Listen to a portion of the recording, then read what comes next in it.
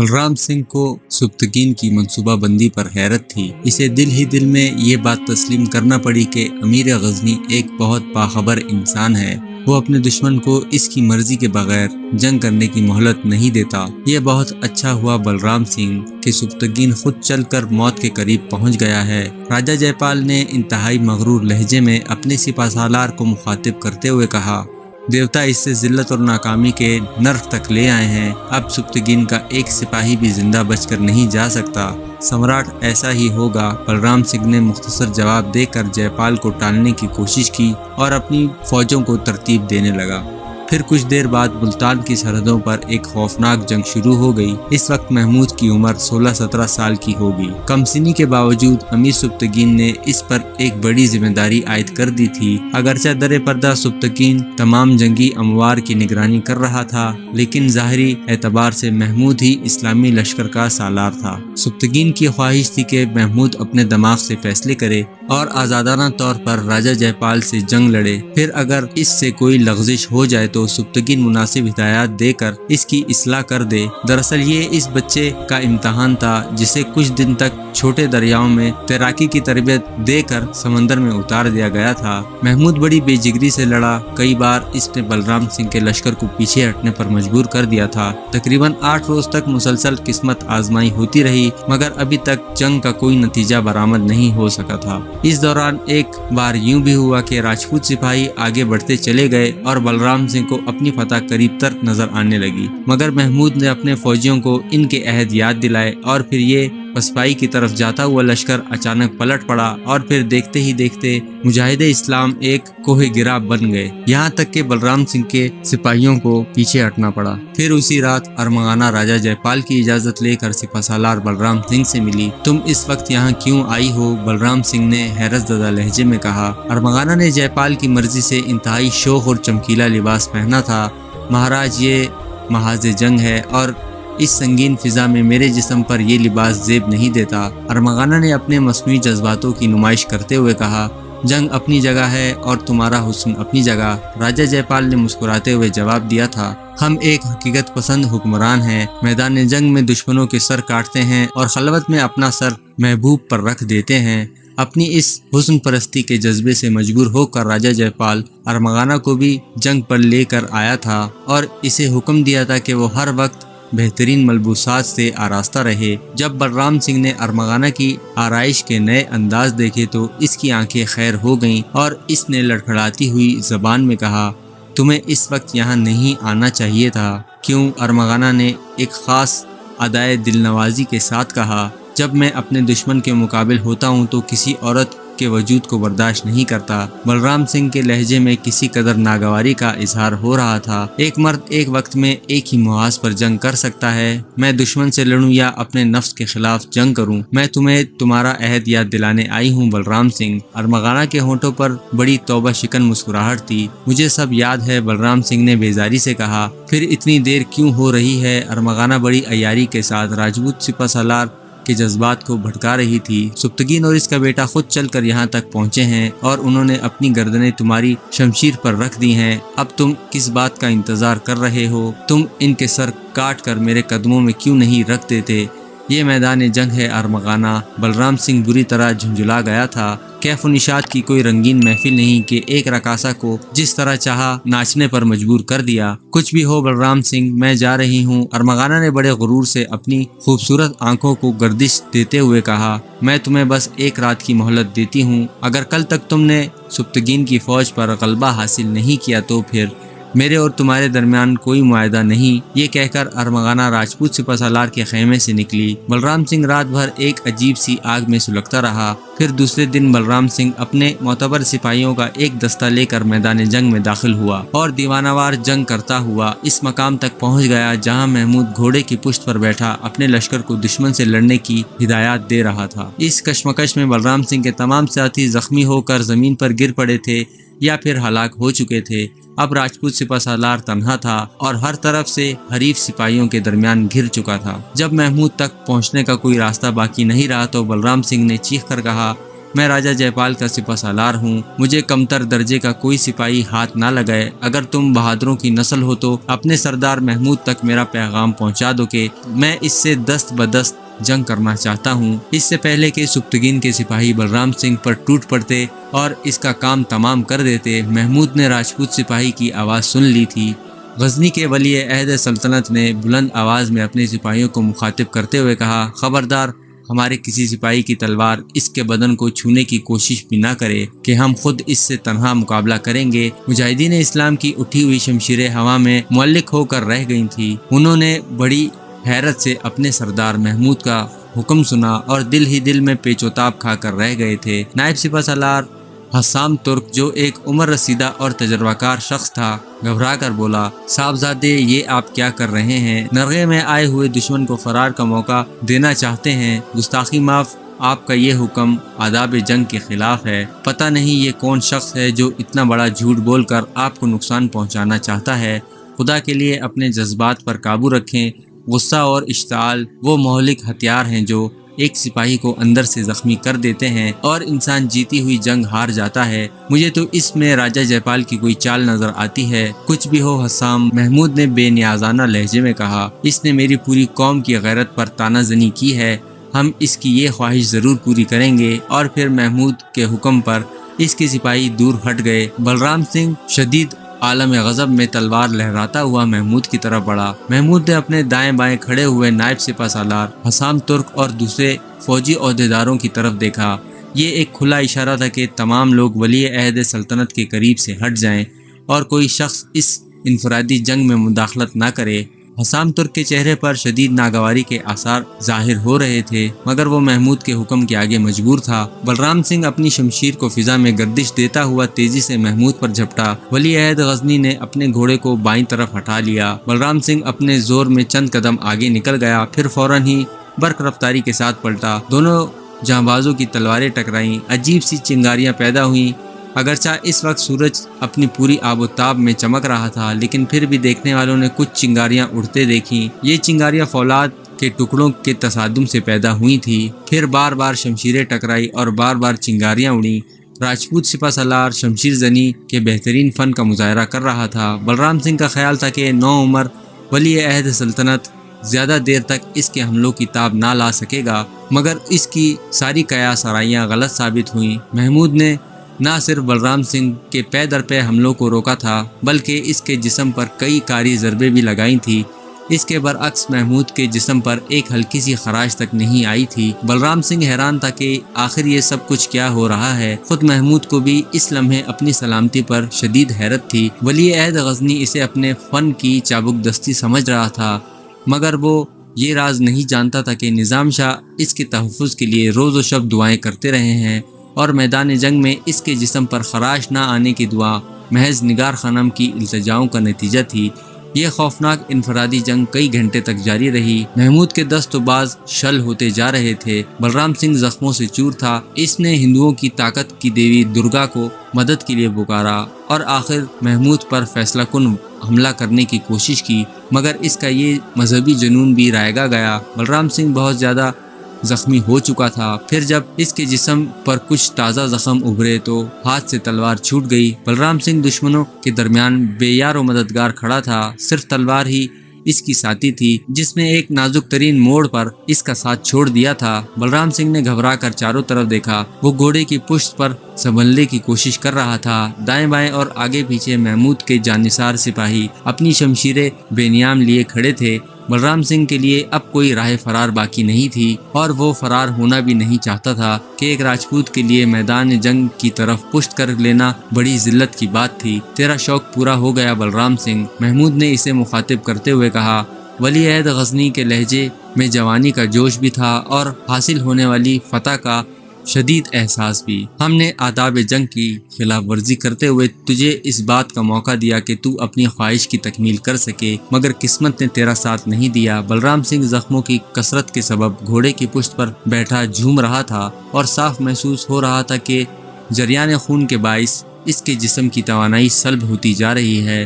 اور وہ زیادہ دیر تک اپنا توازن برقرار نہیں رکھ سکے گا۔ اب تیرے لیے صرف ایک ہی راستہ کھلا ہوا ہے، ناکامی اور نامرادی کی حالت میں واپسی کا راستہ۔ محمود نے بلرام سنگھ کو دوبارہ مخاطب کیا، میرے سپاہی تیرے لیے راستہ کھلا چھوڑ دیں گے یہاں تک کہ تو سلامتی کے ساتھ اپنے لشکر میں واپس چلا جائے گا۔ میرے دشمن خوب جانتے ہیں کہ راجپوت اس قسم کی واپسی کو دنیا کی سب سے بڑی لعنت سمجھتے ہیں۔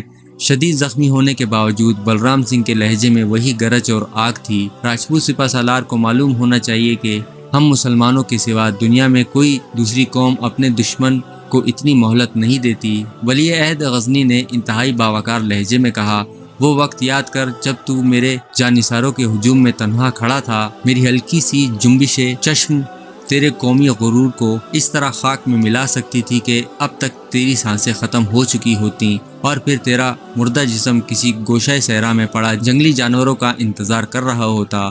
میں نے تیرے مرتبے کا لحاظ کرتے ہوئے آداب جنگ کی خلاف ورزی کی اور تجھے دست بدست لڑنے کا موقع فراہم کیا۔ اب یہ صورتحال ہے کہ تو میرے سامنے بے دست و پا کھڑا ہے اور میں تجھے سلامتی کے ساتھ لوٹ جانے کی پیشکش کر رہا ہوں۔ بلرام سنگھ، کیا اتنی مراعات کسی دشمن کو دی جا سکتی ہیں؟ تو خود بتا کہ میں اس کا فیصلہ تجھ پر ہی چھوڑتا ہوں۔ بلرام سنگھ ان سوالوں کا کیا جواب دیتا؟ وہ خاموشی سے محمود کی طرف دیکھتا رہا۔ اس کا چہرہ کسی پتھر کی چٹان کی طرح سخت اور بے جان نظر آ رہا تھا۔ اب تو مجھ سے اور کیا چاہتا ہے؟ بلرام سنگھ کو خاموش پا کر محمود نے بلند آواز میں کہا، جسم میں جو خون کے قطرے بچ گئے ہیں میں انہیں اسی جگہ بہا دینا چاہتا ہوں۔ راجپوت سپہ سالار نے اپنی تمام تر توانائیوں کو سمیٹتے ہوئے کہا، تو پھر اپنی تلوار اٹھا لے۔ محمود نے بے نیازانہ لہجے میں کہا، میں چاہتا ہوں کہ جب تو اپنے لشکر میں جائے تو مسلمانوں کے اوصاف کھل کر بیان کرے اور اپنے ہم قبیلہ لوگوں کو بتائے کہ مسلمان کیسی زندہ اور اعلیٰ ظرف قوم ہے۔ سپہ سالار بلرام سنگھ بمشکل اپنے گھوڑے کی پشت سے اترا اور تلوار کی طرف بڑھا جو چند قدم کے فاصلے پر خاک آلود ہو رہی تھی۔ بلرام سنگھ نے جھک کر تلوار اٹھائی، پھر محمود کو مخاطب کرتے ہوئے بولا، ولی عہد غزنی، تجھے معلوم ہونا چاہیے کہ تیرا یہ حریف اب اس قابل نہیں رہا کہ گھوڑے کی پشت پر بیٹھ کر جنگ کر سکے، اس لیے میں تجھے آواز دیتا ہوں کہ تو بھی گھوڑے سے نیچے اتر اور مردوں کی طرح برابری کے ساتھ مجھ سے جنگ کر۔ دشمن کی یہ بڑی عجیب و غریب خواہش تھی جسے سن کر محمود مسکرانے لگا۔ نہیں صاحب، ہرگز نہیں۔ نائب سپہ سالار حسام ترک چیخ کر بولا، آپ نے دشمن کو جس قدر مراعات دی ہیں وہ سب کی سب خلاف عقل تھیں۔ اب بلرام سنگھ کو کوئی رعایت نہیں دیجیے گا۔ یہ جنگ ہار چکا ہے اور ہارے ہوئے لوگ یا تو قتل کر دیے جاتے ہیں یا پھر انہیں زنجیریں پہنا دی جاتی ہیں، مگر آپ پھر بھی نرم دلی سے کام لے رہے ہیں، اسے اپنے لشکر کی طرف لوٹ جانے کی اجازت دے رہے ہیں۔ خدا کی قسم، جنگ و جدل کے مذہب میں یہ جائز نہیں۔ حسام ترک بہت زیادہ جذباتی ہو رہا تھا۔ محمود نے اپنے نائب سپہ سالار کی باتوں کو غور سے سنا مگر انہیں قابل عمل نہیں سمجھا۔ چند لمحوں بعد ولی عہد غزنی مسکراتا ہوا گھوڑے کی پشت سے نیچے اتر آیا اور آہستہ آہستہ بلرام سنگھ کی طرف بڑھا۔ محمود کے تمام سپاہی اپنے سردار کی اس حرکت پر دل ہی دل میں پیچ و تاب کھا کر رہ گئے تھے، لیکن کسی میں اتنی جرات نہیں تھی کہ وہ لب کشائی کر سکے۔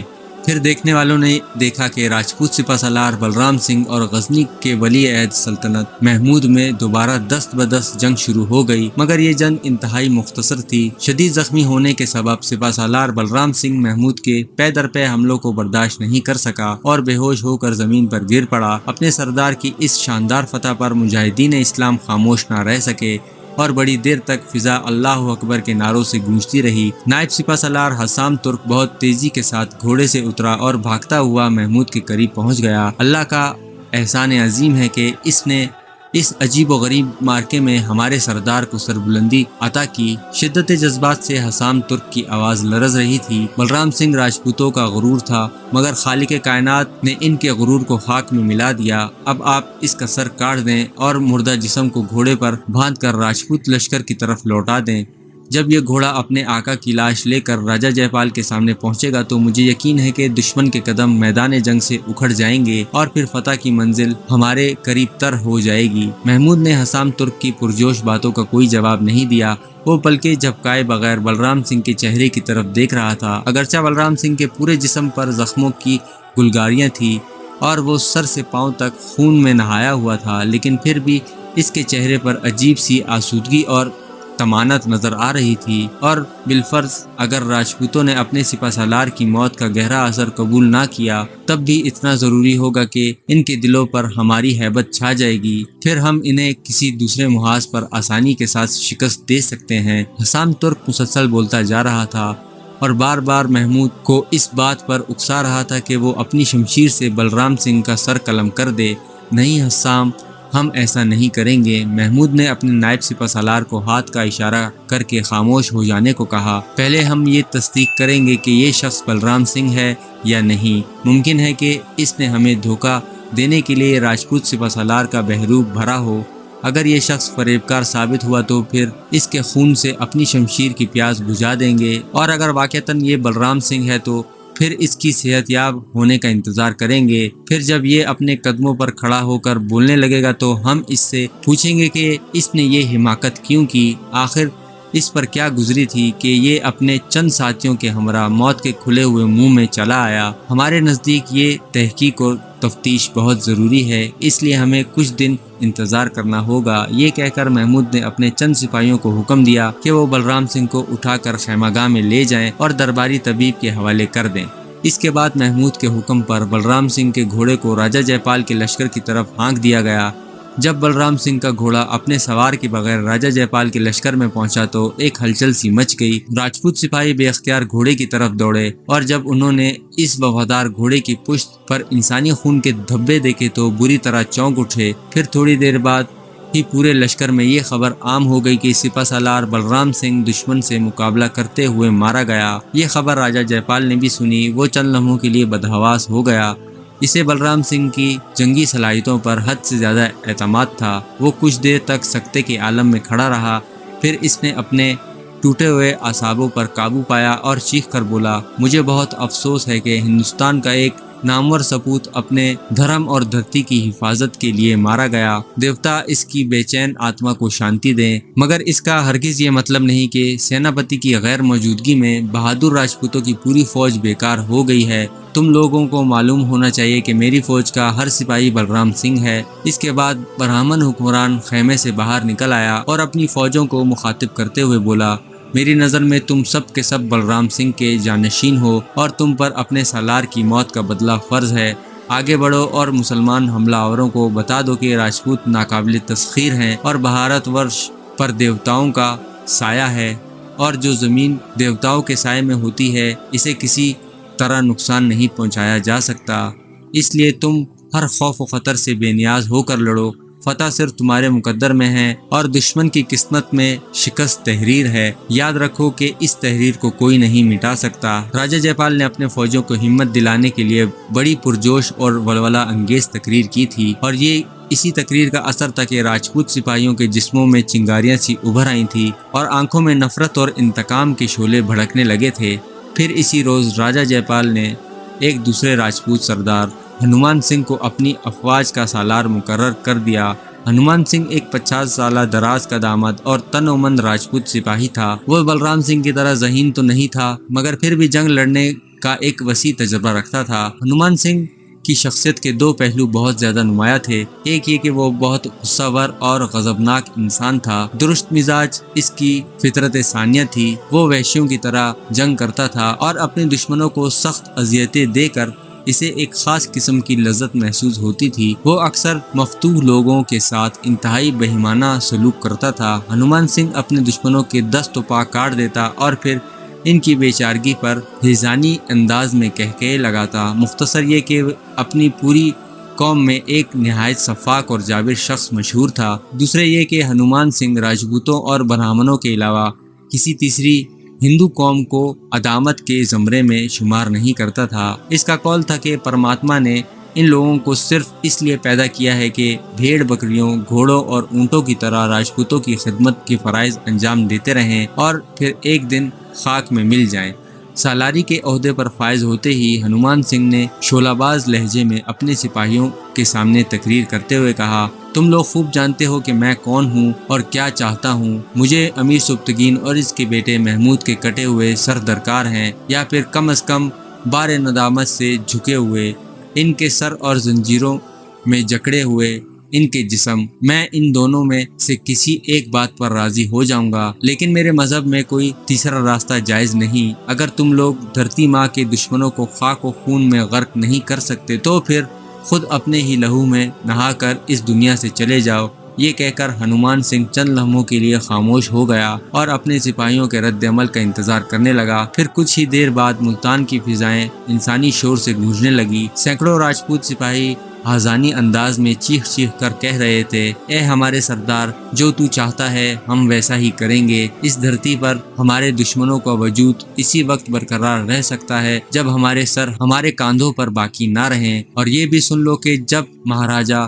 جے پال نے مجھے تمہارا سردار مقرر کیا تو میں سب سے پہلے مندر پہنچ کر درگا کی خدمت میں حاضر ہوا۔ پھر میں نے طاقت کی دیوی کے قدموں میں سر رکھ کر تمہارے لیے یہ دعا مانگی کہ اے ماتا، ہمیں اپنے لازوال اور بے پناہ شکتیوں کے سائے میں رکھ اور ہم راجپوتوں کو دشمن پر ایسا غلبہ دے کہ ہندوستان کی پوری تاریخ میں اس کی کوئی دوسری مثال نہ مل سکے۔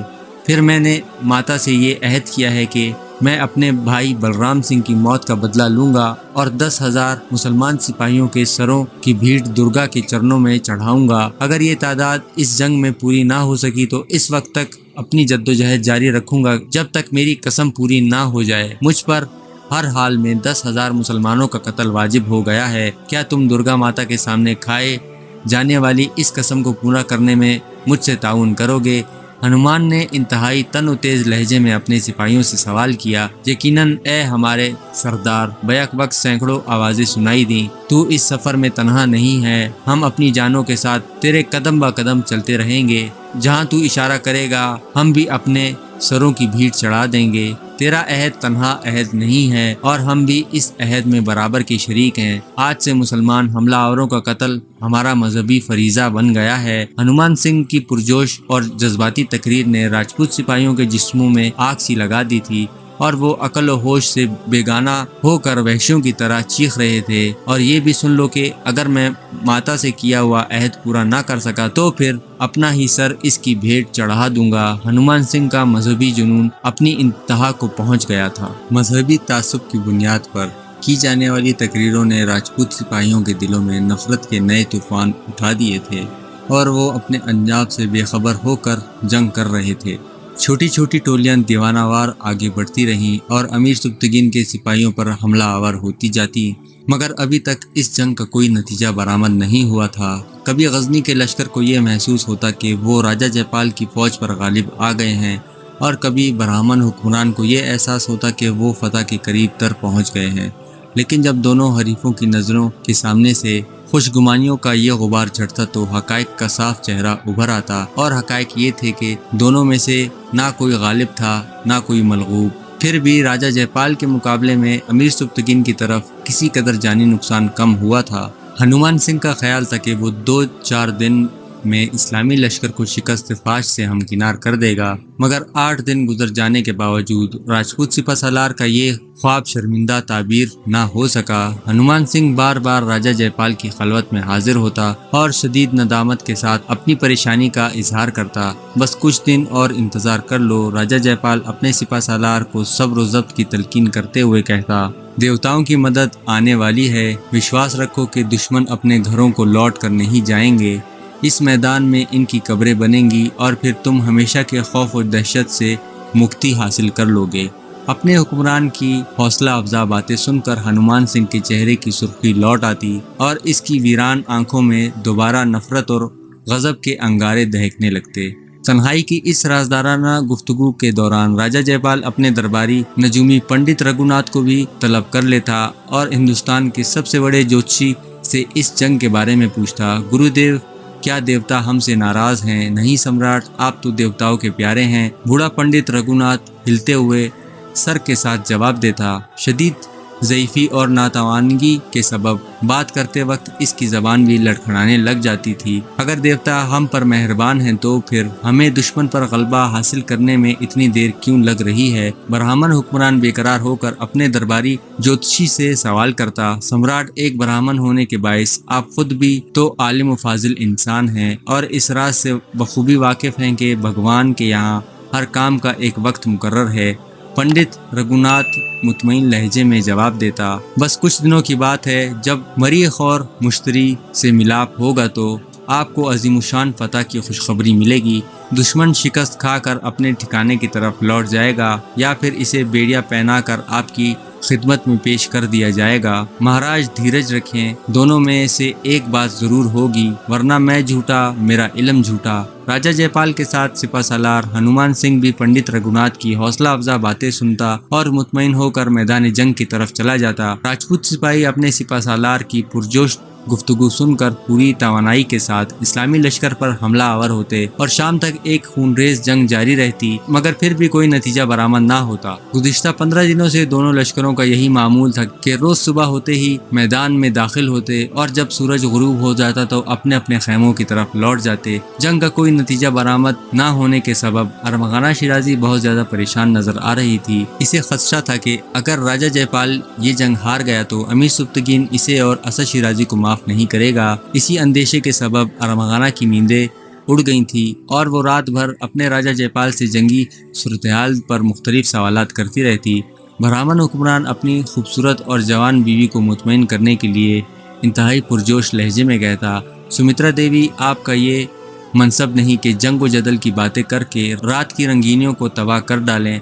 आपको इसका लिहाज रहना चाहिए कि हमारी आंखें दिन भर इंसानी खून का बहता हुआ दरिया देखती हैं और हमारे कान मुसलसल दर्दनाक चीखें सुनते रहते हैं। फिर हम इस उम्मीद पर तुम्हारे पास आते हैं कि रात का ये थोड़ा सा वक्त सुकून की हालत में गुजर जाएगा। तुम्हारी आंखों का गुलाबी खुमार हमारे जहन से खूने रंग मंजर के गहरे नकूश मिटा देगा और तुम्हारे गुदीज होंठों से फूटने वाली मौसीकी हमारी समातों को तलवारों की झनकार से और मरते हुए इंसानों की चीखों के शोर से कुछ देर के लिए निजात दिला देंगी और तुम्हारे मरबरी हाथों से मस होकर हमारे प्यासे लबों तक पहुंचने वाला जाम हमें मैदान जंग से निकाल कर ख्वाबों के जजीरे में ले जाएगा। हम तुमसे बस यही तवक्को रखते हैं सुमित्रा देवी। राजा जयपाल ने अरमगाना शिराजी को इसके नए नाम से मुखातिब करते हुए कहा, मैं तुम्हारे चेहरे पर फिक्र परेशानी का धुंधला सा अक्स भी नहीं देखना चाहता।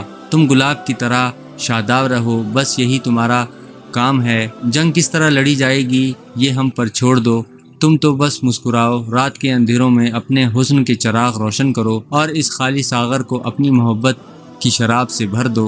महाराज, मैं आपकी बीवी हूँ, अरमगाना ने एक खास अदाए दिलनवाजी के साथ कहा। फिर इस संगीन सूरत हाल में किस तरह आपको तन्हा छोड़ सकती हूँ। मुझे जिंदगी के इस दुश्वार सफ़र में एक लम्हे के लिए बस आप अपने से जुदा ना कीजिए। अगर मैं इस जंग के बारे में फिक्रमंद ना होंगी तो फिर कौन होगा। हम तुम्हारे जज्बात की सच्चाई पर गवाही देते हैं सुमित्रा। राजा जयपाल के आसाब पर अरमगाना के सारहाना वजूद और पुरफरेब बातों का नशा तारी होता जा रहा था। हम जिंदगी के इस सफर पर तुम्हारी रफाकत पर नाज करते हैं, फिर आप मुझे फतह की खुशखबरी क्यों नहीं सुनाते। अरमगाना शिराजी इस अलहड़ दोशीज़ा की तरह मचल गई जो मोहब्बत की इब्तदाई दिनों में अपने महबूब से अजीब अजीब फरमाइशें करती है। गुरुदेव ने कहा है कि 15 दिन बाद मरीख और मुश्तरी का मिलाप होगा, फिर हमें एक बड़ी फतह हासिल होगी। राजा जयपाल ने पंडित रघुनाथ से होने वाली गुफ्तगू की तफसीलात बताते हुए कहा, परेशान ना हो कि हम अनकरीब तुम्हें तुम्हारे ख्वाबों की ताबीर बख्शने वाले हैं। अरमगाना मुतमईन होकर राजा जयपाल के लिए नया जाम लबरेज करने लगी। जंग का कुछ भी नतीजा हो मगर बलराम सिंह जैसे वहशी से निजात मिल चुकी है। अरमगाना ने राजा जयपाल की तरफ सागर बढ़ाते हुए सोचा, ये एक बड़ी कामयाबी है। इसी दौरान दरबारी तबीब की मुसलसल निगहदाश्त के बाइस सिपाहसालार बलराम सिंह के जख्म तेजी से बढ़ते जा रहे थे और अब वो इस काबिल हो गया था कि अपने पैरों पर खड़ा होकर किसी सहारे के बगैर कुछ दूर तक चल सके। बलराम सिंह को एक अलग खेमे में रखा गया था जिसके गिर्द हर वक्त सख्त तरीन पहरा था। एक दिन महमूद बलराम सिंह के खेमे में दाखिल हुआ। वली-ए-अहद गजनी को देखकर बलराम सिंह तेजी से उठ खड़ा हुआ। उसके चेहरे पर शदीद गुस्से के आसार नजर आ रहे थे। महमूद, आखिर तुम मुझे कब तक जलील करते रहोगे। बलराम सिंह के लहजे में बड़ी वहशत और आग थी। मैं बहुत बेचैनी से तुम्हारे सेहतियाब होने का इंतजार कर रहा था। महमूद ने इंतहाई सब्र तहम्मुल का मुजाहरा करते हुए कहा, तुम मुझे मार क्यों नहीं डालते। बलराम सिंह के लहजे में वही बरहमी थी। मैं अपने दुश्मन को कभी ये इजाज़त नहीं देता कि वो मेरी तीमारदारी करे। हजारों इंसानों ने अपनी आंखों से मेरी शिकस्त का मंजर देखा है। दुनिया जानती है कि मैं एक हारा हुआ इंसान हूँ। اور جب راجپوت ہار جاتے ہیں تو ان سے زندہ رہنے کا حق چھین لیا جاتا ہے، اس لیے میں نہیں چاہتا کہ میرا دشمن مجھے زندگی کی بھیک دے۔ میں تم جیسے اعلیٰ ظرف اور بہادر حریف سے صرف آبرومندانہ موت کی توقع رکھتا ہوں۔ تم خود یہ کام کرو یا اپنے کسی خدمتگار کو حکم دو کہ وہ میرا سر تن سے جدا کر دے، پھر میری لاش راجا جے پال کے پاس بھیج دی جائے تاکہ میری 5 سالہ بچی شکنتلا آخری بار اپنے شکست خوردہ باپ کا چہرہ دیکھ سکے، اور میری بیوی ساوتری اپنے شوہر کی جلتی ہوئی چتا کے ساتھ خود بھی بھڑکتے ہوئے شعلوں کی خوراک بن جائے۔ اگر ہم تمہیں قتل کرنا چاہتے تو اس وقت یہ کام بہت آسانی سے کر دیتے جب تم بے ہوش ہو کر زمین پر گر پڑے تھے، محمود نے ٹھہرے ہوئے لہجے میں کہا، مگر ہم تم جیسے بہادر انسان کو یہ جانے بغیر قتل نہیں کرنا چاہتے کہ آخر تمہاری اس وحشت کے پیچھے کون سا جذبہ کار فرما تھا جو تمہیں موت کے کھلے ہوئے دہانے کی طرف کھینچ لایا۔ بلرام سنگھ کچھ دیر تک خاموش کھڑا سوچتا رہا، پھر کسی قدر دھیمے لہجے میں بولا، محمود میں تم سے ایک سودا کرنا چاہتا ہوں۔ کیسا سودا؟ محمود نے حیران ہو کر پوچھا۔